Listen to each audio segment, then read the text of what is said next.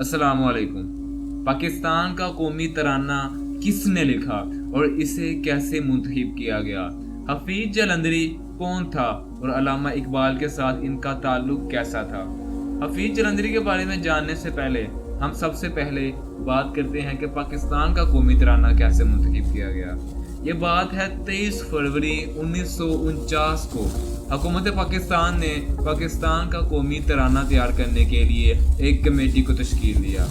कौमी तराना लिखने के लिए 723 अफराद ने हिस्सा लिया, जिसमें से हफीज जलंधरी की धुन को पाकिस्तान का कौमी तराना मुंतखब किया। तब पाकिस्तान का ये कौमी तराना अहमद गुलाम अली चिगला ने तरतीब दिया था, जिनको अहमदी चिगला भी कहा जाता है। हफीज जलंधरी अमूमन रोमानी, मजहबी, मुहिब वतनी और फितरी मौज़ूआत पेश करते थे। अब इनकी हालात ज़िंदगी के बारे में जानते हैं। हफीज जलंधरी हिंदुस्तान के शहर जालंधर में 14 जनवरी सन 1900 में पैदा हुए। इनके वालिद हाफिज़ कुरान थे। आज़ादी के वक्त यानी कि 1947 में इन्होंने लाहौर हिजरत की। हफीज जलंधरी ने पाकिस्तान के कौमी तराना की वजह से शोहरत पाई और मलका पखराज ने इनकी नज़म अभी तो मैं जवान हूँ गा कर इनको मज़ीद शोहरत से नवाजा। इन्हें नामवर फारसी शायर मौलाना गुलाम कादिर बिलग्रामी की इस्लाह भी हासिल रही। हफीज जलंधरी ने अपनी मेहनत के सबब नामवर शुअरा में अपना मुकाम बनाया।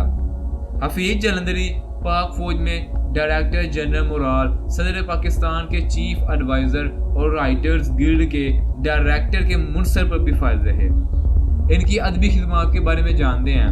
1948 के शुरू में कश्मीर की आज़ादी के लिए इन्होंने फौज में हिस्सा लिया और ये जख्मी भी हुए।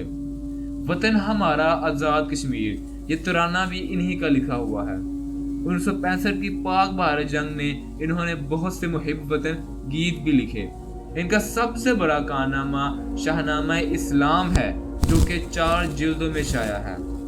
शाहनामा इस्लाम ने इनको नाकाबिले यकीन शोहरत नवाजी।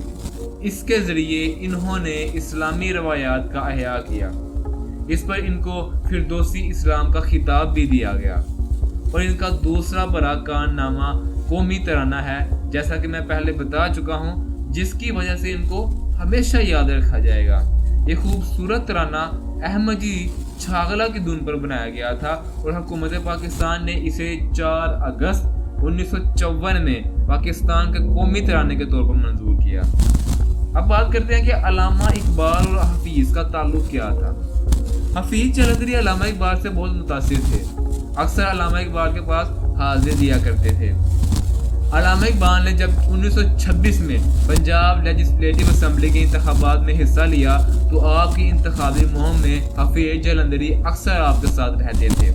हफीज ने अपने मजमून हफीज का इकबाल में जहां अल्लामा इकबाल ने उनसे अपनी बेतकल्लुफी का जिक्र किया है, वहां ये भी लिखते हैं कि एक रोज़ अल्लामा इकबाल ने अली बख्श को जालंधर भेजकर मुझे लाहौर तलब किया और कहा कि हफीज तुम मेरा मरसिया लिखना। हफीज तहरीर करते हैं कि इकबाल ने उनसे शाहनामा में से विलादत रसूल के अशार सुनाने की दरख्वास्त की, जिसे उन्होंने कबूल किया। अब बात जाते हैं कि उनकी शादी की ज़िंदगी कैसी थी।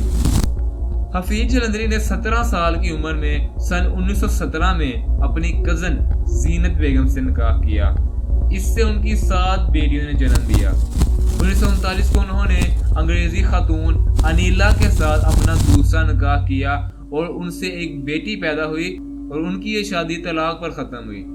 इनकी पहली बीवी जीनत बेगम का इंतकाल 1954 को हुआ और 1955 को इन्होंने खुर्शीद बेगम से निकाह किया, जिसके साथ उनकी एक बेटी थी। इनकी किताबें, इनकी चंद किताबों के नाम ये हैं: नगमाज़र, शाहनामा इस्लाम, सोज़ो साज, तस्वीर कश्मीर, बज़म नहीं रतम, बहार के फूल, चिराग सहर और बच्चों की नज़में। इनका इंतकाल हफीज जलंधरी 21 दिसंबर 1982 को 82 साल की उम्र में पाकिस्तान के शहर लाहौर में इंतकाल कर गए। इन्हें लाहौर माराटोन में सुपुर्द खाक किया गया। पाकिस्तान में इनकी अदबी और मुहिब वतनी खिदमात के लिए सदर पाकिस्तान ने इन्हें हिलाल इम्तियाज़ अवार्ड से नवाजा और इनको प्राइड ऑफ परफॉर्मेंस के अवार्ड से भी नवाजा गया। ملتے ہیں اگلی ویڈیو میں، تب تک کے لیے اللہ حافظ۔